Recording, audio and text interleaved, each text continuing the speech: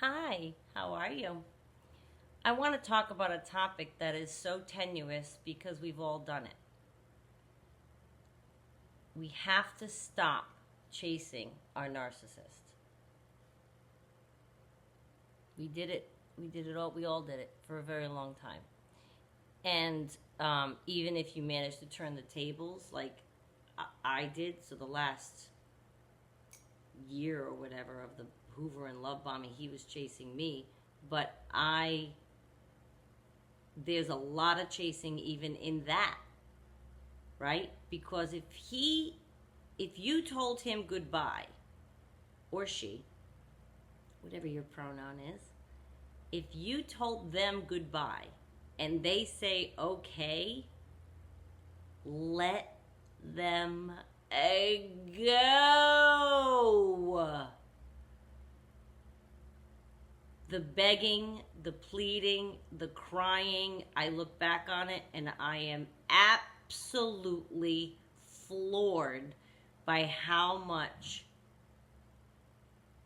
it really was me chasing. Even though he was coming after me, for me to answer the phone, have a conversation, allow him to see me cry, allow him to hear me tell him again how I felt about him and the hopes that I had and how I wanted him to change and why can't you change and all of this. That's chasing, right? So, and I know it's hard because you want to scream at them. You want to scream at them and say, but why and how? And you told me this and that. And how can you not fight for us and want this? And guess what? Stop. Just stop. Remember the words that they were telling you were love bombs. Remember that the words that he was telling you, he says to everybody. And I am living here, sitting here to tell you that the research is absolutely correct. As shocking as it is to come to find out, it is true. It is damn true. Every single thing they say to you, they're saying to somebody else. How do you know that, Renee? I just know. If they're a narcissist, I just know. The research comes from a place of study and science and history and repeated things. And these are educated people that have studied these people and talked to them. And I talk to mine enough. And I can just tell you, yeah, they move on. They have another person and they're saying all the same things to that person. So what you're chasing is somebody that's already on to another person, saying all the same things. Not only does he say it to everybody else, he didn't mean it when it was coming out of his mouth. That was a tough one for me to hold on to. And it certainly isn't going to help you to remind him of what he said to you. But you said this, but you said that. If a guy wants you, he will show you. He will tell you. He will come get you. There will not be a question. There will not be a question. I fell victim to this, and I really bargained away my soul for a bit there until I was finally final. I really did. I bargained and bargained. It's tough as hell. It was excruciating. And when I look back into my own picture, I can see it. It feels far away now. But when I look and see the things that I said, the crying fits I had, the conversations I had with him, I'm shocked. Now that I'm in a better place, I'm shocked at how much I bargained and how much I chased. I was begging, I think. Yeah, it's begging. It is, yeah. Yeah. And the bottom line is, none of it matters because none of what you had with that person was real. He didn't feel a thing.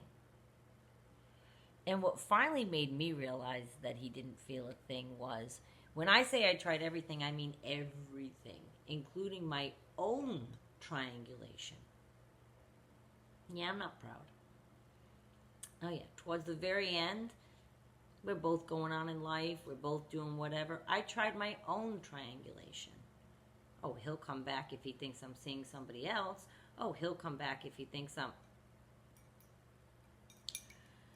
It was the ugliest place I think I've ever been in terms of self-esteem, because seriously,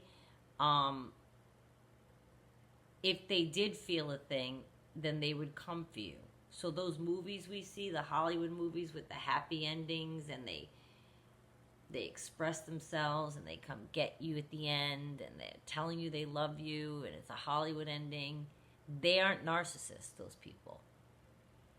And Hollywood sets us up. I love Hollywood endings, by the way. Nothing against them. I want a Hollywood ending. Kind of don't like a movie that doesn't have one. But what it does is it sets you up to think that that could happen with you and you're a narcissist. That could happen with you with another person. You may have your Hollywood ending another time in your life with another person. My narcissist was never, ever, ever, ever coming back for me. With the billions of words and the gazillions of creative love bombing that he kept feeding me right up until the last day where I was final, laid it on thick as peanut butter. Laid it on. And I marvel at how I stood my ground. Because I think I finally realized, and it took the triangulation, I think, me trying to do that same tactic. I thought, okay, I'm going to play. I'll play.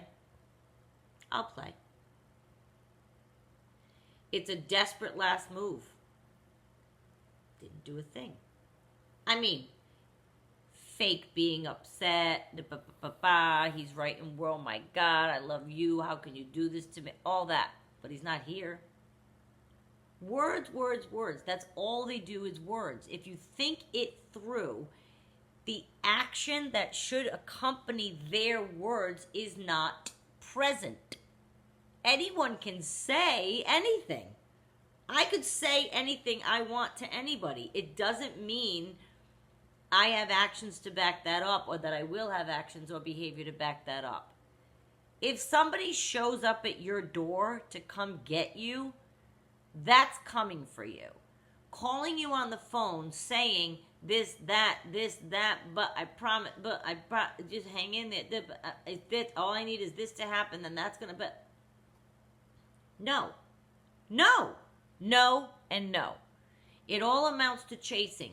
Even if you sit and idly wait while they're promising you the world and you think, oh, he got entangled with this other person and he's telling me that he's going to leave her once this happens. And so now you're the old supply and you're the mistress to his new girlfriend, and you're going to wait because he's telling you he's going to leave. No, he's not. None of it's, no. And when you are entangled with a narcissist, I promise you time and action, I've said it before, those are the only two things that you can believe. Meaning, they act a certain way and they do it over time. So it would take my narcissist 10 years of perfect behavior to prove to me anything before I believed one word he said. Does that illustrate it for you? Honestly. And let's not say 10 years. Let's not be. Even if it's like I want to come back, I promise. They would have to behave impeccably, let's say, for a year. 6 months? How long would it take you to watch your narcissist behave perfectly with you in life, around the world, not with dating, not with texting other people, not with cheating on you, not with lying, not with triangulating, no gaslighting, no fighting, because sometimes people just argue, but you know what I mean? Time and action. Not, I love you, you mean so much to me, I'm going to marry you. Those are words. They're just words. And he says them to everybody, and he said them this morning to somebody else. And he's going to say them tonight to another person. Let the other person have him or her. You've done your part. stop chasing. If they want you, they'll let you know. And a healthy relationship that you will encounter in your life, I have faith that we all will find what we're looking for in terms of that. A healthy relationship will have an equal feeling of coming for each other, of maybe meeting in the middle, of having a joint wish inside where your moral code and your value system match and you meet each other and you go together. It's not you chasing him or waiting for him to chase you or wondering if he's going to come back. Stop chasing. For the love of Blanche, stop chasing. I did it. It's very tough. It's painful to watch, and I don't want you to do that to yourself. Okay? Thank you.